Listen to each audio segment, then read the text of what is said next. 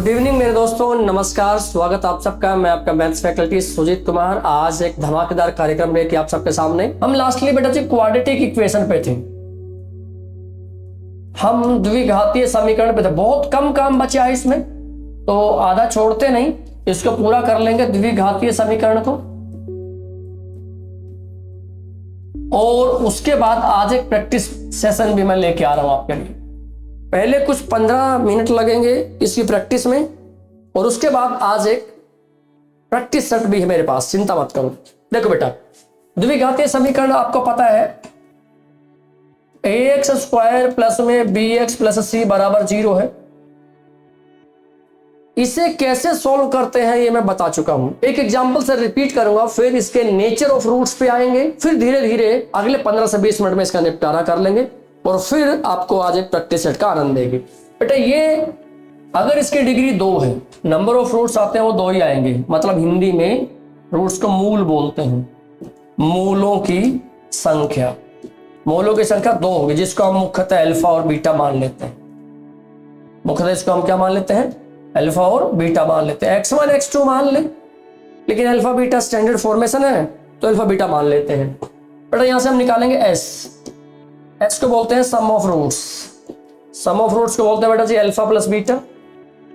ये निकलता है -b/a करके, यानी कि जो x का कोफिशिएंट है ना, वो जैसा भी है उसका नेगेटिव बनाते हैं उसे, और डिवाइडेड बाय क्या कर देते हैं? a कर देते हैं, और डिवाइडेड बाय क्या कर देते हैं? a कर देते हैं।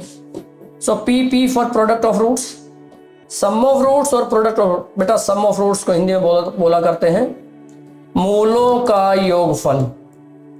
हिंदी में उसको बोला करते हैं मूलों का योगफल।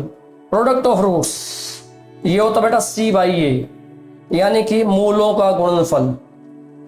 इसको बोला करते हैं मूलों का गुणनफल। जैसे मैं कहूं मेरे पास है जी x स्क्वायर प्लस में 10x प्लस में 21 इज इक्वल टू 0। अभी मैं इसे हल नहीं करूंगा, अभी मैं इसको हल नहीं करूंगा। तो क्या सर इसका ना s निकालो, यानी इसके अल्फा प्लस में बीटा निकालो। तो अल्फा प्लस बीटा क्या होगा सर? -b/a होगा। अब -b/a होगा तो पहचानो, यहां से a की वैल्यू निकालोगे तो 1 आएगा, b की वैल्यू निकालोगे तो 10 आएगा, c की वैल्यू निकालोगे तो 21 आएगा, है ना। तो बेटा क्या बन जाएगा? -10/a, यानी आंसर माइनस में 10 आएगा, माइनस में 10 आएगा। बोलो पहचान हुई? हाँ सर पहचान हुई। चलिए आगे बढ़ो। अब आगे कैसे पढ़े? सर प्रोडक्ट ऑफ रूट निकाल लो, यानी अल्फा इंटू बीटा निकाल लो। तो बेटा वो क्या होता है? वो c/a होता है। तो c कितना यहाँ पे? 21, नीचे 1, तो बेटा जी 21 ही आ गया। यानी कि बिना रूट्स निकाले हमने ये तय कर लिया, हमने ये जान लिया, बिना रूट्स निकाले हमने जान लिया कि उनका सम ऑफ रूट्स क्या है, उनका प्रोडक्ट ऑफ रूट क्या है, यानी मूलों का गुणनफल कितना है। और इन दोनों को देख के हम ये भी कह सकते हैं सर अल्फा बीटा क्या होंगे? -7 और -3 होंगे, या तो इसका उल्टा होंगे। और क्या, जोड़ करे तो माइनस में 10 आए, गुना करे तो 21 आए। बात बनी कि नहीं बनी? सर बिल्कुल बन गई, कोई प्रॉब्लम ही नहीं इसमें, तो बहुत बढ़िया। नेक्स्ट नंबर पे और देखो क्या कहता है, x स्क्वायर प्लस में 10x प्लस में 21 इज इक्वल टू 0। हालांकि हमने पहले से पता कर लिया क्या क्या आएंगे। बेटा इस इक्वेशन को सोल्व कैसे करते हैं? सोल्व करने का हमने तरीका बता रखा है ना। सोल्व करने का जो तरीका है, देखो इसके फैक्टर कर लेते हैं। 2 रास्ते मैंने बताए थे, आपको याद हो तो। एक रास्ता है बाई स्प्लिटिंग मिडिल टर्म, और एक होता है डिस्क्रिमिनेंट रूल, धराचार्य नियम। आज उस पर बात करनी है हमको, विशेष आज उस पर बात करनी है। इसके फैक्टर करेंगे x स्क्वायर प्लस में 7x प्लस में 3x प्लस में 21 इज इक्वल टू 0। तो भाई साहब यहां से क्या कॉमन आएगा? x, तो बन जाएगा x प्लस में 7। यहां से क्या कॉमन आएगा? प्लस में 3, तो x प्लस में 7 बराबर है 0। तो ये बन गया हमारा x प्लस में 7 इंटू x प्लस में 3 बराबर है 0। 2 चीजों का प्रोडक्ट 0 है, तो या तो ये 0 होगा, यानी x की वैल्यू कितनी आ गई? -7, या तो ये 0 होगा, तो यहां से x की वैल्यू आ गई कितनी? -3। तो x बराबर है -3, या x बराबर -7, जिसको हमें कहने लग गए सर एक रूट अल्फा होगा तो -7 आएगा, एक रूट बीटा होगा तो उसकी वैल्यू कितनी आ जाएगी? -3 आ जाएगी। खत्म। हाँ जी, हर बारी ऐसा नहीं होता कि इसके फैक्टर बन ही जाए, समझ रहे इस बात को आप। हर बारी ऐसा नहीं होता कि इसके फैक्टर बन ही जाए। तो सर क्या करें, तो करें क्या, डिस्क्रिमिनेंट रूल लगाएंगे। कैसे लगाते हैं सर, इसी पे लगा के दिखाता हूं। एक्स स्क्वायर प्लस में 10x प्लस में 21 बराबर 0। नहीं, दूसरा लेते हैं, एक्स स्क्वायर प्लस में 5x plus 1 is equal to 0। अब इसके फैक्टर नहीं बनेंगे सर। जरूरी नहीं है कि मिडिल टर्म के ऐसे फैक्टर बन जाए जो बाकी कंडीशन को सेटिस्फाई कर दे। जब ऐसा हो तो क्या करें, जब ऐसा हो तो क्या करें, तब लगाते हैं, अगर ax स्क्वायर प्लस में bx प्लस में c बराबर 0, तो इसका सॉल्यूशन आता है minus b plus minus b square minus में 4ac डिवाइडेड बाई 2a। एक बारी प्लस यूज करना, एक बारी माइनस, और बेटा जो ये अंडर रूट में लिखा हुआ ना d डिस्क्रिमिनेंट, इसको बोला करते हैं बी स्क्वायर माइनस 4ac। सारा खेल इस d पे चलता है। थोड़ी देर बाद हम ये भी डिस्कस करने वाले हैं, थोड़ी देर बाद हम ये भी डिस्कस करने वाले हैं नेचर ऑफ रूट्स क्या होता है ना। थोड़ी देर बाद हम ये भी डिस्कस करेंगे नेचर ऑफ रूट्स क्या होता है, उस पर भी बात करनी है, कर लेंगे उस पर भी बात, क्या दिक्कत है जी। बहुत बढ़िया, good evening Yogita, good evening. अब बात करते हैं ये सोल्व कैसे हो। बेटा यहां बताओ, ए की वैल्यू 1 आ गई, बी की वैल्यू 5 आ गई, सी की वैल्यू 1 आ गई। ए की वैल्यू 1 आ गई, बी की 5 आ गई, सी की 1 आ गई, है ना। ठीक है, अब जी माइनस बी माने -5 प्लस माइनस बी स्क्वायर माने 25, लिख ही लो पहले सर। बी स्क्वायर माने 5 का square minus 4ac divided by 2 into 1, यानी ए की वैल्यू यहाँ पे कितनी है 1, -5 plus minus under the root 5 का स्क्वायर 25, 25 में से 4 गया तो सर जी 21 और डिवाइडेड बाई 2। अब देखो पॉजिटिव यूज करोगे तो अल्फा आएगा -5 प्लस में √21 बाई 2, और माइनस यूज करोगे तो बीटा आएगा -5 माइनस 21 डिवाइड बाई 2। बेटा आगे सोल्व नहीं होता तो नहीं होते, हम क्या करें, आगे सोल्व नहीं होते तो यहीं पे छोड़ देंगे इनको, कोई दिक्कत नहीं है, कोई परेशानी नहीं हमको ऐसे। करेक्ट बात है। हाँ, इस देखो इस एग्जाम्पल ने बताया प्रॉपर सोल्व होगा, चाहे उसको फैक्टर करके सोल्व कर लो, चाहे इसका भी -b करोगे तो 10 आएगा, प्लस माइनस देखो a की वैल्यू यहाँ पे 1 है, b की वैल्यू 10 है, c की वैल्यू 21 है। मैं यहां से आपको ना कॉन्फिडेंस देना चाहता हूं कि हर तरीके से निकाल सकते हैं, है ना।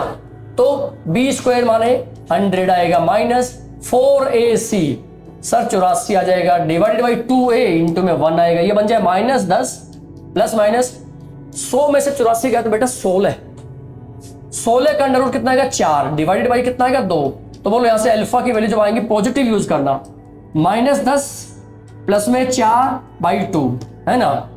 तो क्या बन जाएगा, तो बन जाएगा -6, अरे रे -6 यहां से बाई 2, तो ये वैल्यू हो जाएगी -3। चलो जी, बीटा के लिए -10 और -4 ही यूज करेंगे, और बाई 2 तो माइनस का 14 होगा, और बेटा जी -7 आ जाएगा। बोलो वही रूट आए कि नहीं आए, आए। मैं क्या बताना चाह रहा हूं सर, क्या बताना चाह रहे हो सर, बताना चाह रहे हैं जो ये b स्क्वायर -4 जो -b plus minus b square -4ac by 2 है ना, ये तो हमेशा ही चलता है, ये तो यूनिवर्सल रूल है। लेकिन कई बारी हम सुविधा के लिए इसके बाई स्प्लिटिंग मिडिल टर्म भी निकाल लेते हैं, बाई स्प्लिटिंग मिडिल टर्म भी निकाल लेते हैं, इस तरीके से काम कर लेते हैं। दोनों ही एलिजिबल हैं, किसी के फैक्टर बनते हैं तो ऐसा कर लो, नहीं बनते हैं या बनते हैं तब भी ऐसा तो कर ही लो। एक कहानी चोरी ऐसे कर लिया। अब देखो जो ये अंडर रूट में टर्म्स आ गई, जैसे 21 आ गई, अंडर रूट में 21 आ गई, ये जो 21 आ गई इसका पूरा अंडर रूट तो निकलेगा नहीं, नहीं निकलेगा सर। तो यहां से हमको एक चीज डेवलप करने का मौका मिलेगा, नेचर ऑफ रूट्स। कई बारी हमसे सॉल्व नहीं कराते, सिर्फ ये पूछते हैं इसके रूट्स कैसे होंगे। तो अगला हेडिंग बड़ा इंपॉर्टेंट है,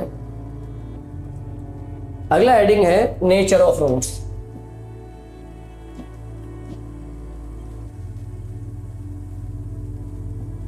अब नेचर ऑफ रूट्स होता है मूलों का प्रकार, ये होता है मूलों का प्रकार।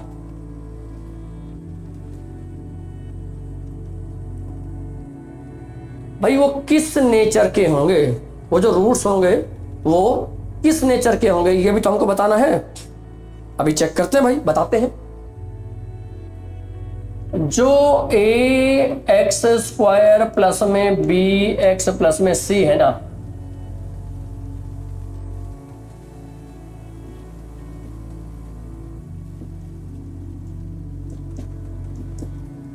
सारा जो खेल है ना वो डी पे निर्भर करता है।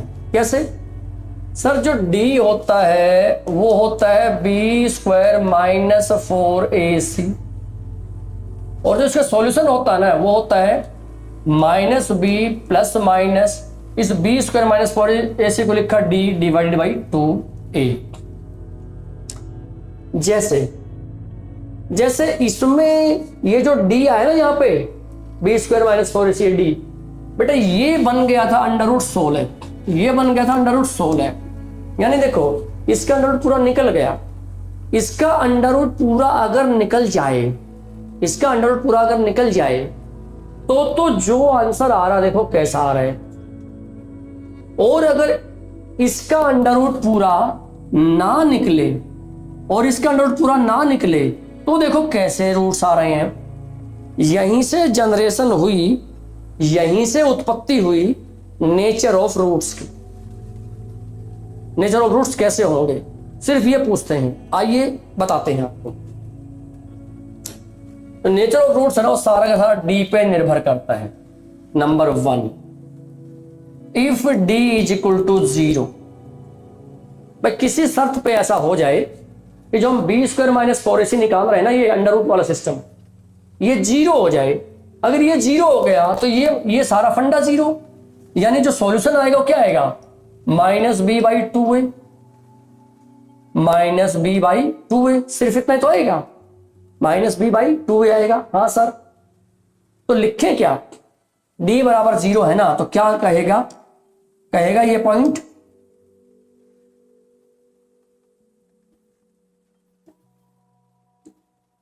both roots are equal and equal to minus b by 2a। याद रखो, both roots are equal, both roots are equal and equal to minus. भाई अगर d 0 है ना तो हिंदी इसका होगा दोनों मूल बराबर होंगे। हाँ सर, और माइनस बी बाई 2 के बराबर होंगे। एग्जाम्पल लो सर, ले लो भाई, एक्स स्क्वायर प्लस में 2x प्लस में 1 is equal to 0। X square plus में 2x प्लस 1 बराबर 0। बहुत बढ़िया सर। तो भाई चेक करो, जब इसका आप d निकालोगे यानी बी स्क्वायर, देखो a की वैल्यू 1, b की वैल्यू 2, c की वैल्यू 1, तो b square minus 4ac, sir 4 minus 4 बराबर 0। अगर 0 है तो बेटा इसके दोनों जो रूट आएंगे ना, अल्फा बराबर है बीटा बराबर आएगा ना माइनस 2/1 आएगा, माइनस b बाई 2a आएगा, 2 इंटू 1 आएगा। ये दोनों ही रूट कितने आ जाएंगे, -1 आ जाएंगे। दोनों ही रूट कितने आ जाएंगे, -1। ये रहा आपका लॉजिक, समझ में आ गई बात। सारा खेल देखो डी पे चलता है। अभी और भी कंडीशन है, मैं बेटे इसकी 3-4 कंडीशन बताऊंगा, 3-4 कंडीशन बताऊंगा, फिर आपका काम निकल जाएगा। जो डी है ना, अगर वो 0 है तो दोनों रूट बराबर होंगे, और किसके बराबर होंगे, b/2a के बराबर होंगे, देखो ये लिख रखा, और किसके बराबर होंगे, -b/2a के बराबर होंगे। आई थिंक ये बात आपको प्रॉपर समझ में आई होगी, ये बात आपको प्रॉपर समझ में आई होगी और आनी चाहिए भी, मैं तो कह रहा हूं। एक बार कमेंट कर दो पहला पॉइंट ओके है। सर दूसरे पॉइंट पे आते हैं। दूसरा पॉइंट क्या है, if d is greater than 0 and a perfect square number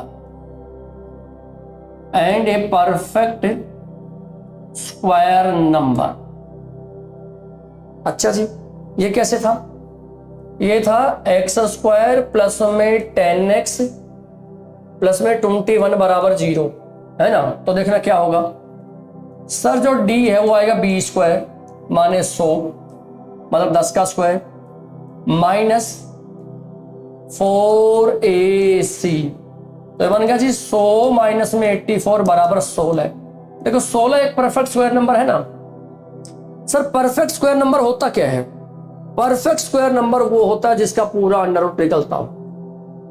perfect square number वो है जिसका पूरा अंडर रूट निकलता हो।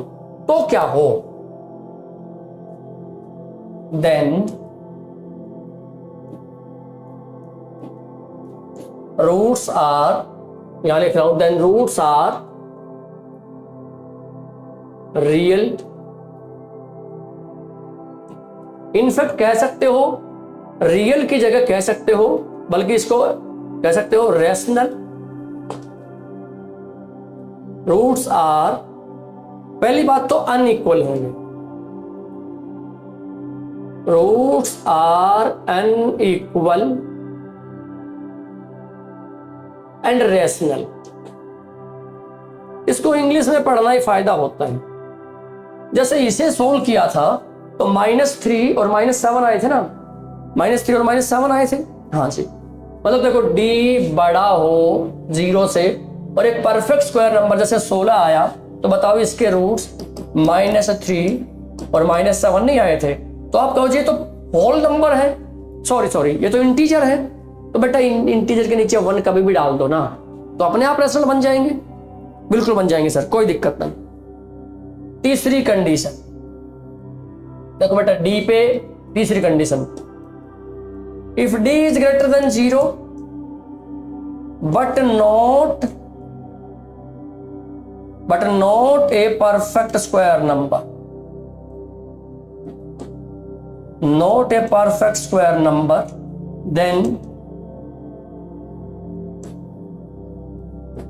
roots are irrational।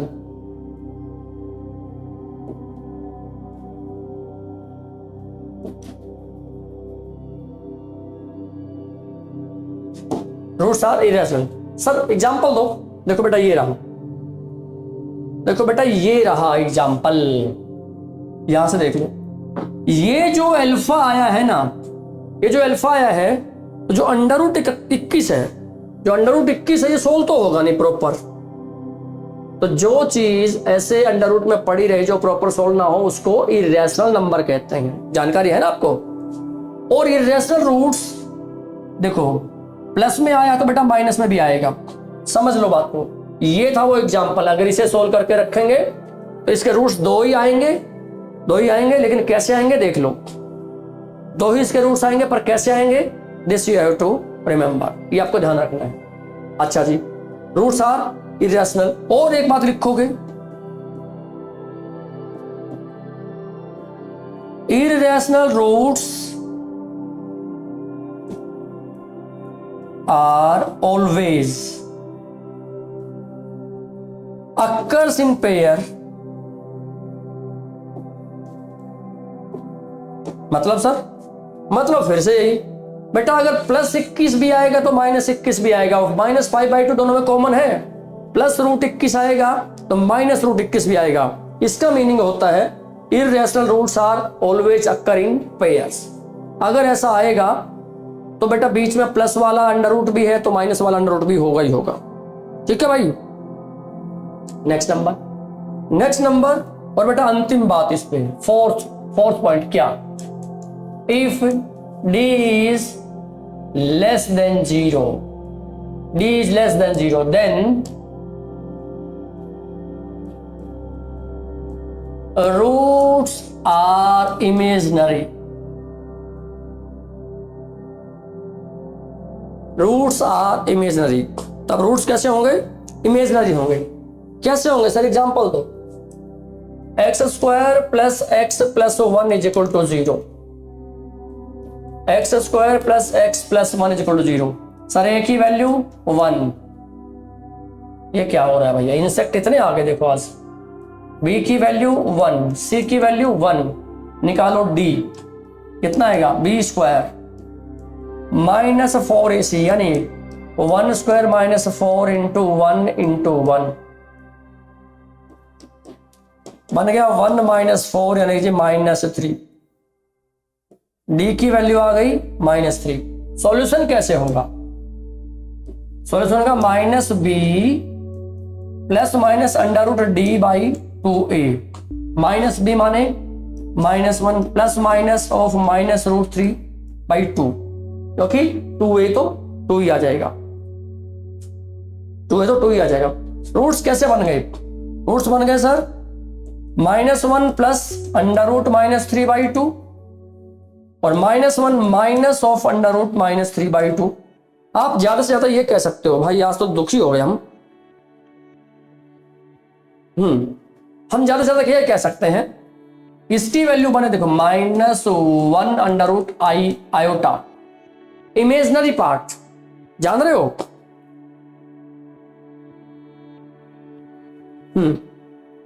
तो ये बनेगा -1 देखो इसको क्या लिख देंगे? -1 प्लस में आयोटा अंडर रूट 3 बाई 2 और इसको लिख लेंगे -1 minus iota under root 3 by 2। समझे बात?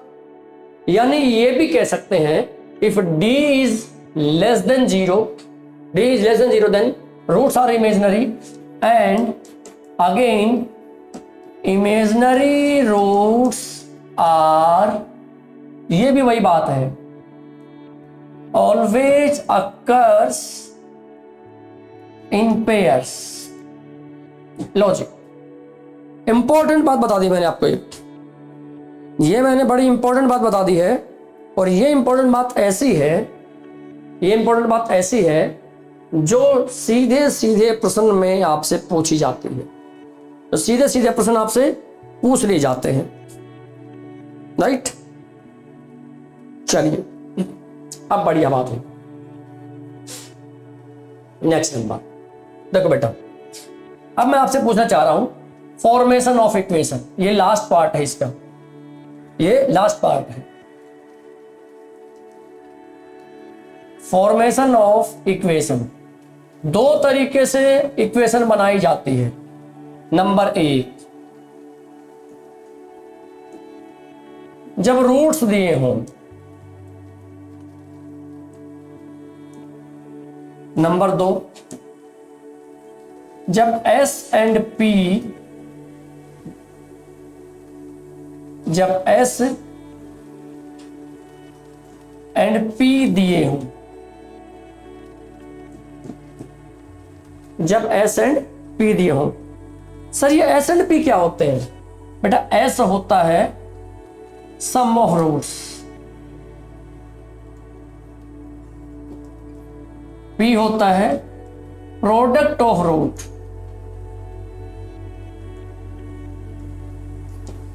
S होता है सम ऑफ रूट्स, P होता है प्रोडक्ट ऑफ रूट्स। S होता है सम ऑफ रूट्स एंड P होता है प्रोडक्ट ऑफ रूट। ये कैसे कैसे होते हैं आइए मैं समझाता हूं आपको। देखो भाई, जब रूट्स दिए हो यानी अल्फा और बीटा दिए, तो यहां से निकलता है x minus alpha into X minus beta, गुना कर दो ये सॉल्व होगा। और यहां निकलता है X square minus S X plus में p बराबर है 0। दो रास्ते हैं इक्वेशन के सॉल्यूशन करने के, एक x square minus S X plus P जब सम और प्रोडक्ट दिए हो डायरेक्ट, और अल्फा बीटा दे रखे हो तो तब ये काम होता है।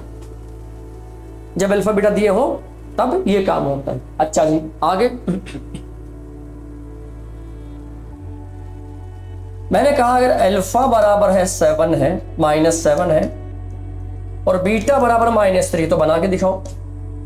x माइनस माइनस, देखो माइनस माइनस प्लस, और यहां x फिर से प्लस, इसे सोल्व करो तो बनेगा x² प्लस में 10x प्लस में 21 बराबर 0। हम पीछे सोल्व कर चुके थे तो मैंने इसलिए वही एग्जांपल ले लिया। सोल्व करके देख लो, चेक करके देखो, बिल्कुल बात बनेगी, कोई टेंशन ही नहीं होगी इसमें। और सर यहां मैं कहूं s दे रखा आपको -10 और p दे रखा आपको 21, तो जब इन दोनों को यहां पे अप्लाई करोगे तो क्या बन जाएगा, x² माइनस माइनस पहले से प्लस 10x प्लस में 21 बराबर 0। बोलो भाई, क्या यहां से आपको ये आइडिया मिला कि सम ऑफ रूट्स दिए हो तब क्या करते हैं, प्रोडक्ट ऑफ रूट दिए हो तब क्या करते हैं? क्या ये बात आप लोगों को प्रॉपर समझ में आई है? फटाफट मुझे बता दो बेटा, एक बारी कमेंट करो इसमें fast.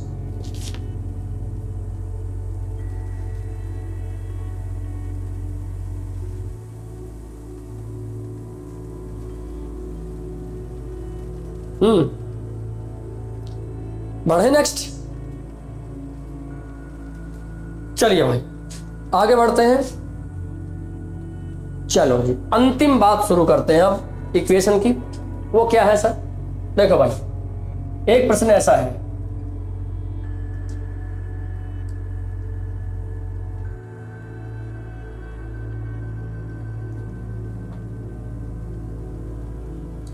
form an equation whose roots are reciprocal to the roots of x² plus में 5x प्लस में 6 बराबर 0। एक छोटा सा सवाल है ये हमारे पास, यहां से एक छोटा सा सवाल है कि हमको एक ऐसी इक्वेशन बनानी है जिसके रूट्स इस दी गई इक्वेशन के रेसिप्रोकल होते हैं। मतलब सर अगर इसके रूट्स अल्फा बीटा है ना, तो हमको बनानी वो इक्वेशन जिसके रूट्स 1/अल्फा और 1/बीटा हो, 1/अल्फा और 1/बीटा। आप बात को समझे, हमको एक ऐसी इक्वेशन निकालनी है जिसके रूट्स इस वाले रूट के उल्टे हो, इस वाले रूट के उल्टे हो। मतलब अगर इसके रूट अल्फा बीटा होंगे तो इसके रूट उल्टे होंगे।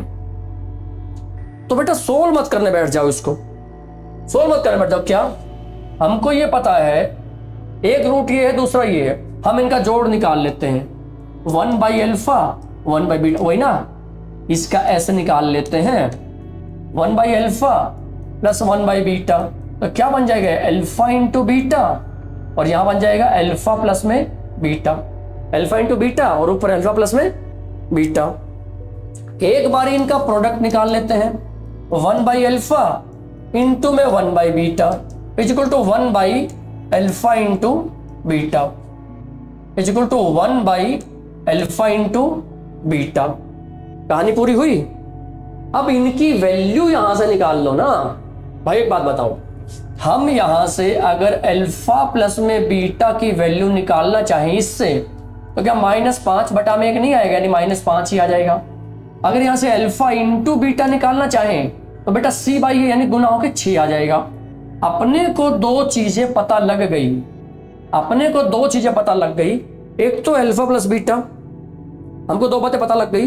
एक तो पता लग गई अल्फा प्लस बीटा सर -5 है, एक अल्फा माइनस बीटा 6 है, तो बेटा वो यहां चिपका देंगे। बताओ यहां जब वैल्यू रखेंगे, मैं कलर चेंज करके रखूं, यहां जब वैल्यू रखेंगे alpha plus beta -5/6, alpha plus beta -5 और अल्फा बीटा 6, -5 डिवाइडेड बाई 6 और 1/अल्फा बीटा सिर्फ 1/6 है ना।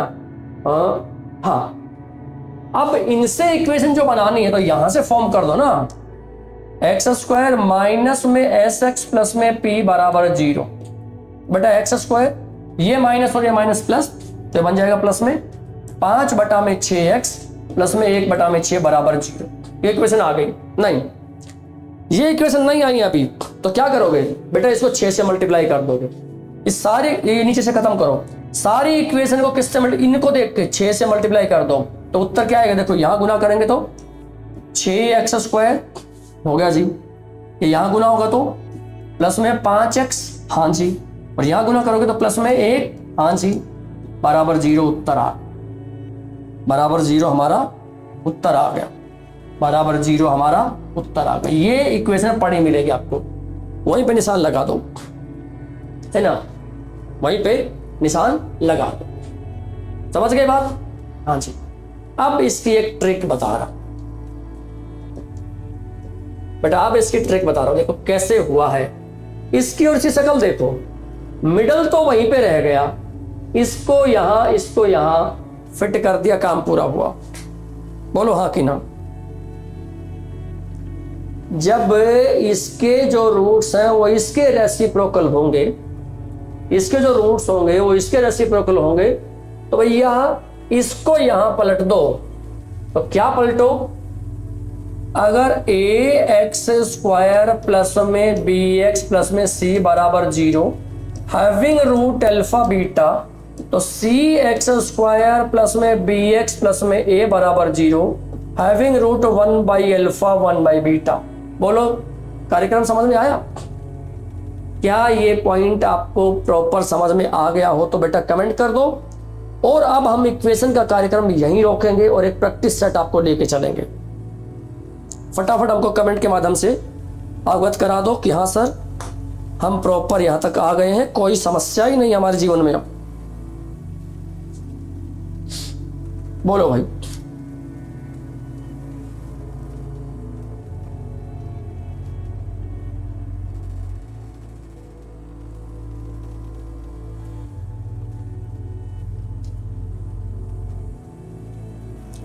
All set?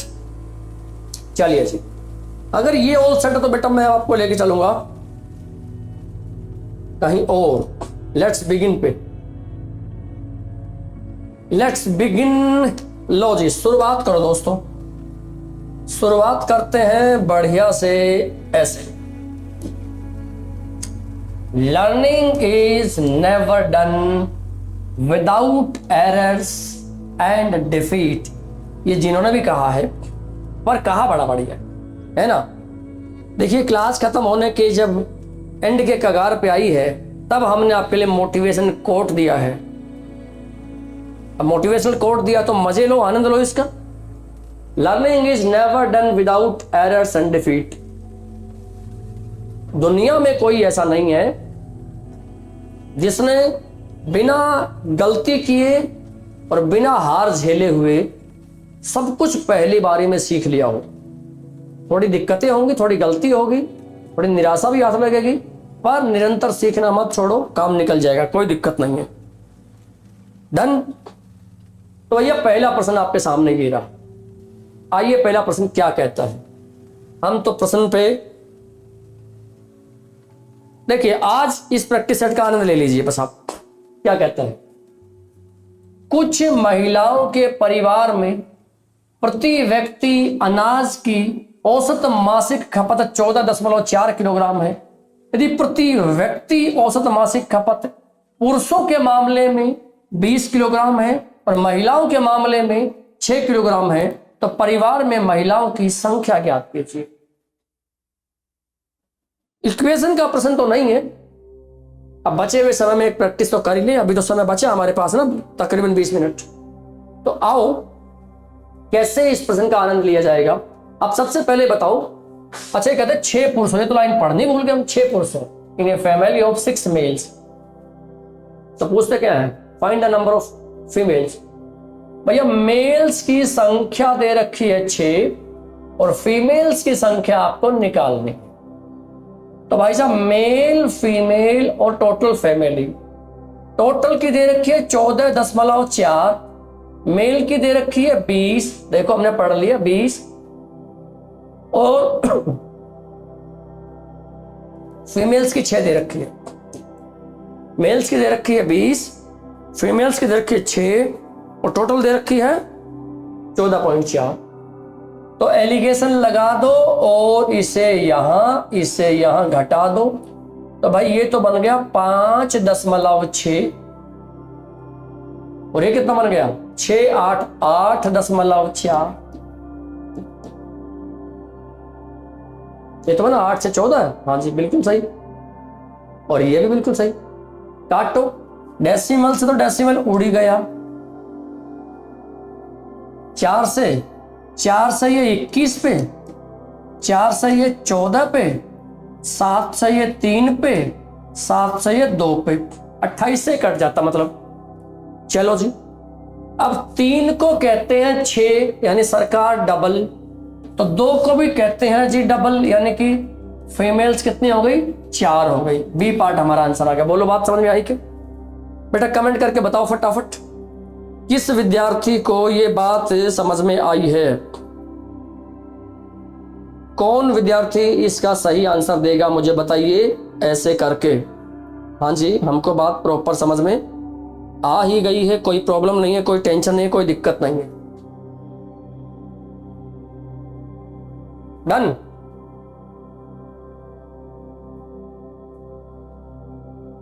नेक्स्ट पे आते हैं, नंबर 2 क्या कहते हैं?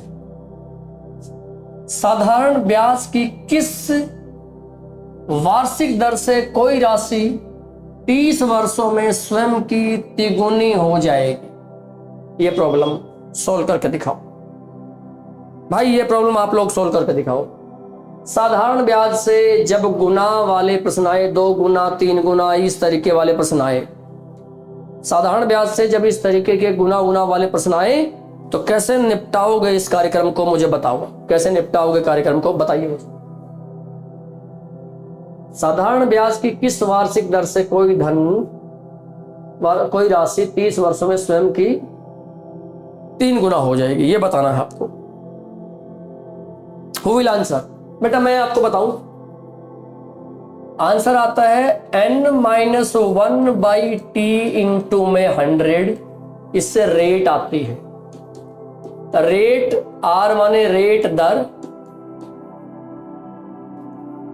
n माने वो गुना जो दे रखा है, जो टाइम और टाइम इसमें फर्क है, और ये वर्ष और ये टाइम मैंने खूब पढ़ाया भी है, ऐसी बात नहीं कि नहीं पढ़ाया है, मैंने खूब पढ़ाया भी है यहाँ पे आपको।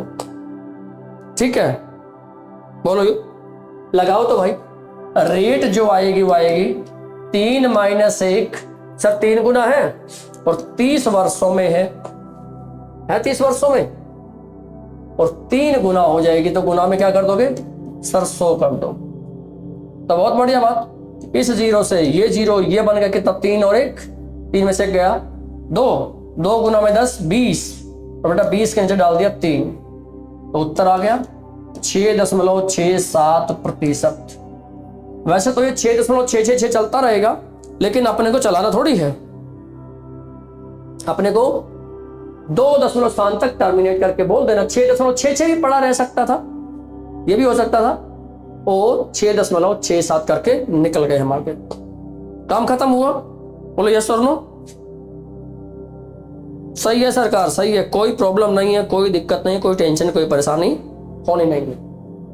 नेक्स्ट नंबर, अगला प्रश्न क्या है बताएं। इस प्रश्न को बेटा फटाफट कमेंट आप लोग करेंगे। आप लोगों के कमेंट बड़े स्लो आ रहे हैं।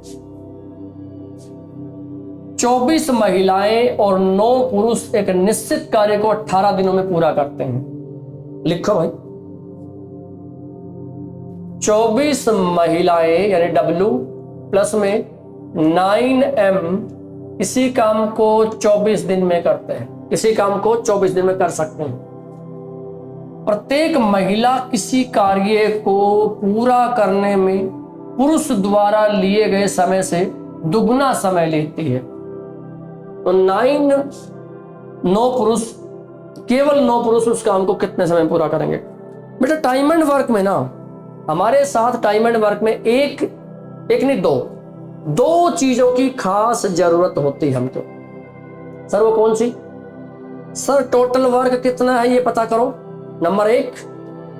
नंबर 2, कौन कितना काम कर सकता है, माने वर्किंग एफिशिएंसी, कार्य क्षमता, ये पता करना रहता है दोस्त, समझ लो। तो यहां से हमको क्या पता करना है भाई, ये तो पता कर ही दिया।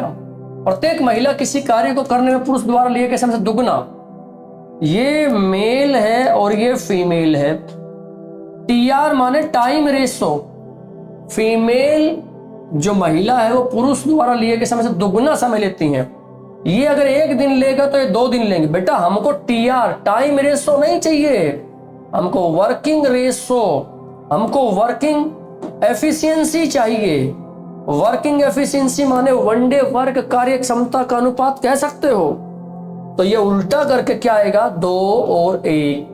इंपॉर्टेंट रिजल्ट ये आ गया कि एक महिला तो 1 काम करेगी, एक पुरुष 2 काम करेगा। तो 24 यहां से हो गया प्लस 18 यहां से हो गया, और काम पूरा करने में 18 दिन लेते हैं। तो बेटा जी ये 24 मैंने गलत लिख रखा है, 18 लिखा जाएगा। 24 women and 9 men complete a certain piece of work in 18 days. Each woman takes twice amount of time taken by a man to finish the work. हाँ बिल्कुल सही। तो भाई साहब टोटल मिला के कितना आ गया सर, ये आ गया 42, और एक दिन को 42 18 से गुना कर देंगे। This is my total work. इसे गुना मत करो, इसे गुना मत करो। ये काम किनसे करवाना है, केवल 9 पुरुषों से करवाना है।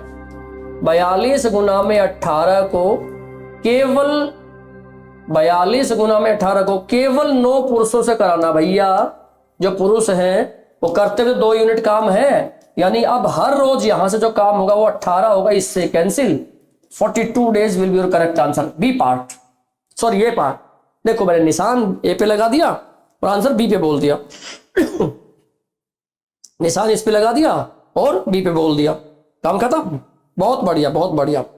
हमारा जो आंसर आएगा यहां से वो क्या आएगा, वो आएगा बी पार्ट। बिल्कुल सटीक बात है, सटीक बात है, कोई दिक्कत नहीं।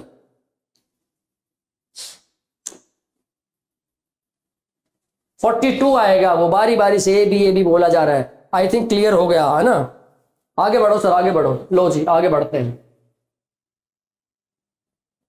क्या कहते हैं 8 लड़कियों की औसत आयु y वर्ष है। 8 लड़कियों की औसत आयु y वर्ष है। तो भैया 8 का टोटल कितना आ जाएगा, 8 का जो टोटल आएगा वो 8y आएगा। एवरेज को n से मल्टीप्लाई कर दे तो टोटल आ जाता कि नहीं। एवरेज को जब टोटल से मल्टीप्लाई करते तो क्या आ जाता है सर जी, n आ जाता है, n करेक्ट। हाँ जी। y प्लस 3,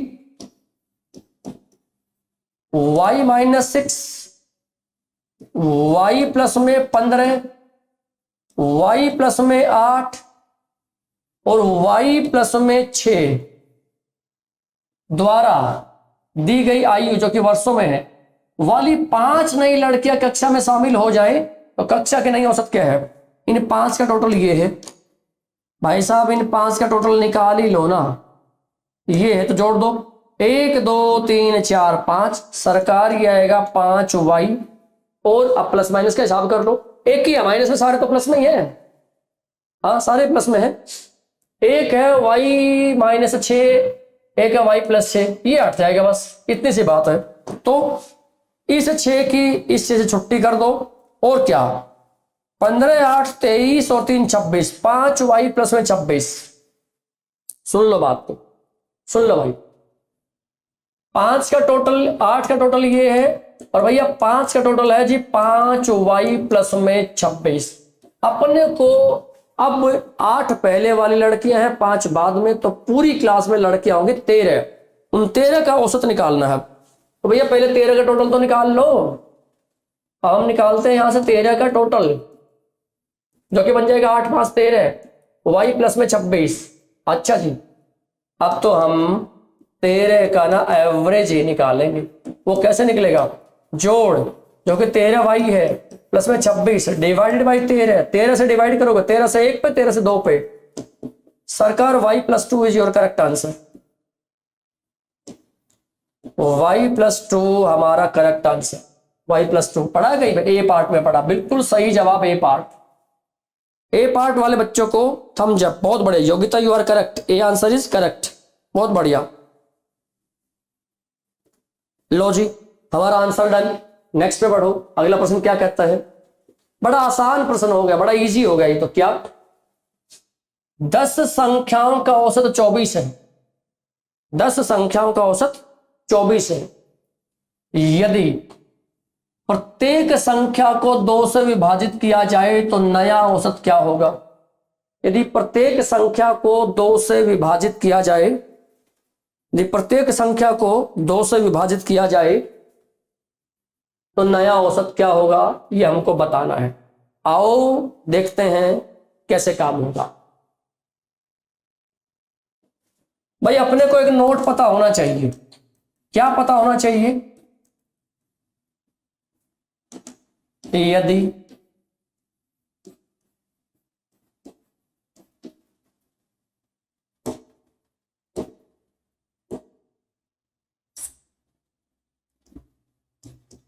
यदि प्रत्येक संख्या को, हो क्या रहा है ये, यदि प्रत्येक संख्या को, बेटा ये बात सिर्फ प्लस की नहीं है, सॉरी यहां पे क्या है, डिवीजन, डिवीजन की नहीं है। यदि प्रत्येक संख्या को प्लस किया जाए, माइनस किया जाए, इनटू किया जाए, या डिवीजन किया जाए, या परसेंटेज में प्लस माइनस किया जाए, पर प्रत्येक संख्या को उसी फिक्स नंबर से अगर किया जाए, तो अगर किसी संख्या में के जोड़ा जाए, घटाया जाए, गुना किया जाए प्रत्येक में, तो बेटा ये result directly applicable on average plus minus into division और परसेंटेज प्लस माइनस के, और उल्टा भी। ये बड़े ध्यान से सब बच्चों को नोट कर लेना है।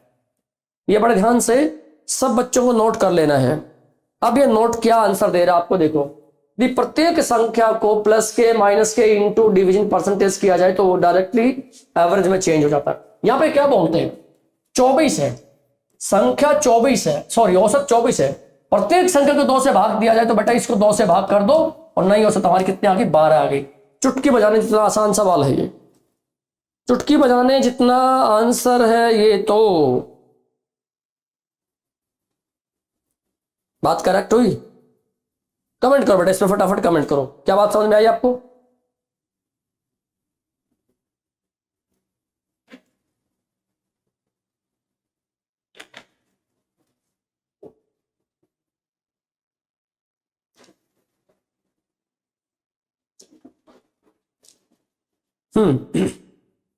चलिए बेटा नेक्स्ट पे आते हैं, नंबर 6 पे। क्या कहते हैं, 32,000 रुपए पर 2 वर्ष के साधारण ब्याज और चक्रवृद्धि ब्याज के बीच का अंतर 80 रुपए है। चक्रवृद्धि ब्याज के मामले में ब्याज वार्षिक रूप से संयोजित होता हो तो ब्याज की दर क्या है ये बताना है। तो ब्याज की दर क्या है ये बताना है।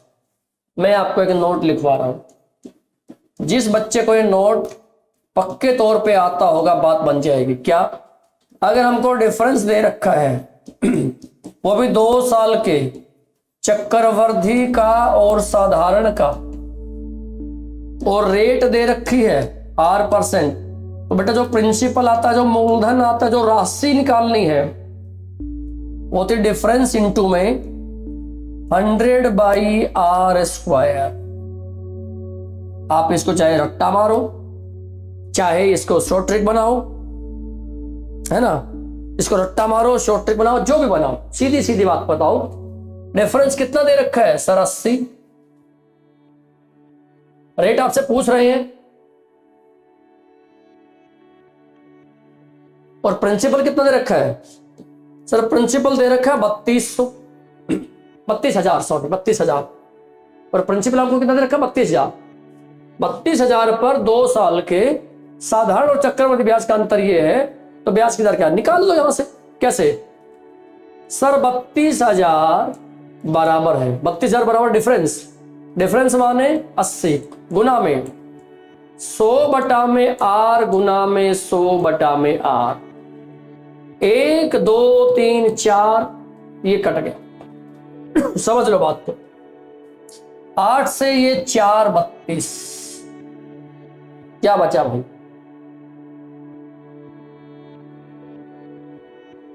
और कुछ बचा क्या?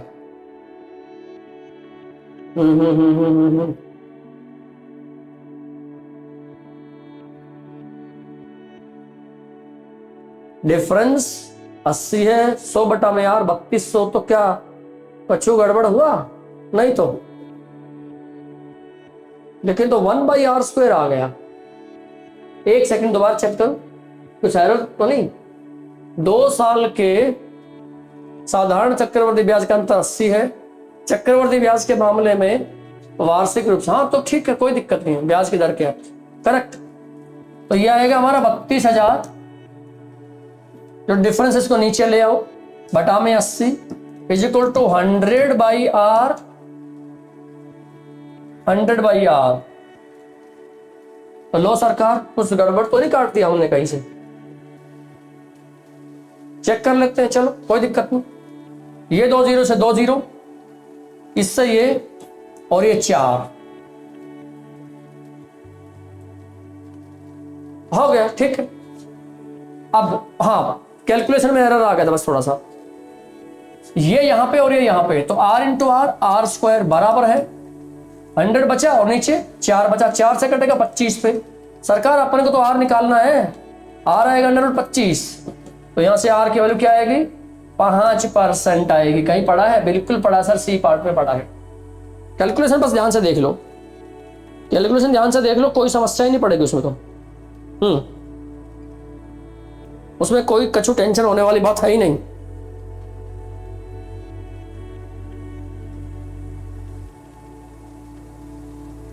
चलिए, आई थिंक आपको ये बात प्रॉपर समझ में आ गई होगी। नेक्स्ट पे आ रहा हूं, क्या कहते हैं? कहते हैं 600 माइनस में ए जो है वो 65 गुना में 200 नीचे 100 है। What is the value of A? सरकार 600 माइनस में ए बराबर है 130, 470 पड़ा जी आंसर। ये इधर और ये इधर, यानी 600, यानी कि 600 माइनस में 130, 600 माइनस में 130 बराबर है ए, तो भाई 470 इज इक्वल टू योर ए। बात समझ में आ गई? देखो PYQ चल रहे हैं ये आपके इस सेट में, ये PYQ चल रहे हैं, तो आपको आइडिया हो जाना चाहिए, कोई प्रॉब्लम नहीं होनी चाहिए, ये बात प्रॉपर सोल्व कर लोगे आप।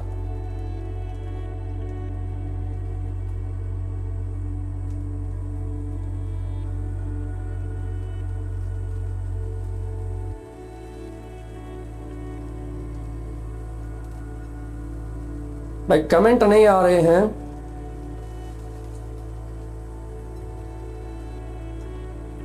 कमेंट करो दोस्तों, कमेंट करो, तभी तो कुछ बात बनेगी।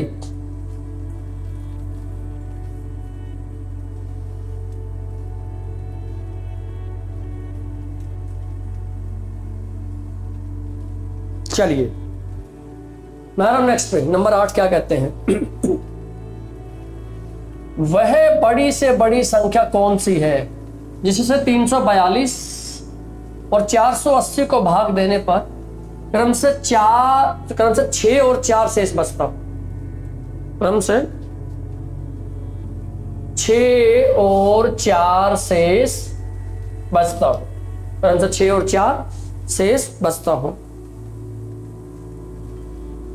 एक काम करो, इस 342 से 342 पूरा भाग ना हो, कितना बचे? 6 घटा दो। 480 पूरा भाग ना हो, 4 घटा दो, बहुत बढ़िया जी। ये माइनस करोगे तो कितना बन जाएगा? क्या 336 बनेगा? बिल्कुल सर। और ये 476 बनेगा? बिल्कुल सर। ये इनमें से किससे भाग होते हैं? बड़े से बड़े से, बस ये पता कर लो। मतलब इन दोनों का क्या निकालना है आपको? इन दोनों का HCF निकालना है। अब इन दोनों का HCF निकालना है, जो HCF निकाल दोगे वही हमारा आंसर होगा, क्योंकि वो इनको तो भाग करेगा पर अपने को तो भाग ये कराने हैं। जो जो इसे भाग करेगा वो इससे 6 ऊपर वाले को थोड़े भाग करेगा, तो 6 तो रिमाइंडर बचा ही क्या बचेगा फिर। अब यहां के बाद एक बच्चे को चुनाव करना है, एक बच्चे को चुनाव करना है कि ऑप्शन यूज करें या प्रॉपर सोल्व करें। भाई एक बात बताओ, ये तो पक्की बात है ना, 36 76 दोनों 4 से भाग होते हैं, मतलब 4 से तो भाग होने वाला बनेगा ही बनेगा, ये तो पक्की बात हो गई। और 7 से चेक कर लो, 4 से भी हो गया और 7 से भी हो गया ना, यानी प्राइम फैक्टराइजेशन 4 से भी हो जाए और 7 से हो जाए तो बेटा 28 से हो जाएगा ना, तो फिर बाकी बात कर लेंगे। अब 7 से और चेक कर लो, 7 से चेक करने का नियम मैंने बता रखा है आपको 336, बेटा इसके डबल करके इससे घटा दो, डबल करके इससे घटाओगे तो कितना बचेगा 1 2, ये 7 से पक्का भाग होता है। हाँ जी, इसके साथ भी प्लानिंग कर दो। 476, 6 का डबल 12, इससे 12 घटाओगे तो कितना बचेगा 5 और 35। सर ये 4 से भी भाग होता है, 7 से भी होता है, इसका मतलब ये 28 से ही भाग होगा और हमारा आंसर क्या बन जाएगा यहाँ पे 28 बन जाएगा।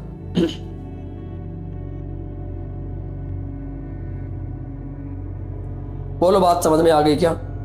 कहानी पूरी हुई क्या मेरे दोस्तों? सर हो गई है। नेक्स्ट नंबर कहता है बताइए इसमें प्रश्नवाचक चिन्ह की जगह क्या आएगा? इसमें प्रश्नवाचक चिन्ह की जगह क्या आएगा? देख नहीं रहा, अभी बढ़ा के देते बेटा, ये तो मामूली सा प्रश्न हो गया, लेकिन मामूली सा प्रश्न उन बच्चों के लिए हो गया जो कैलकुलेशन में हाथ आजमाते हैं बढ़िया सा। तो देखो भाई, इसमें कॉन्सेप्ट वाइज कोई लंबी चौड़ी बात मुझे बतानी नहीं है। हाँ तो आपको तो पता ही है, आज मिस्टर हैप्पी यानी हैप्पी भैया आएंगे, और जब भी हैप्पी भैया आते हैं तो आपके लिए एक होमवर्क लेके आते हैं, और ये होमवर्क जो बन गया आज आपका, तो हैप्पी भैया आ गए हैं आपकी कक्षा में आपके लिए होमवर्क लेके। आनंद लीजिए होमवर्क का, और कल की कक्षा में इसका आंसर मुझे आप लोग देंगे। करेक्ट? तो चलिए दोस्तों, यहीं पे आज की कक्षा का समापन करते हैं। उम्मीद करता हूं आपको चीजें समझ आई होंगी, रिवीजन करके देखना। कल एक नए चैप्टर के साथ मिलता हूं आपको 8 बजे। All the best, thank you, bye bye, take care, good night.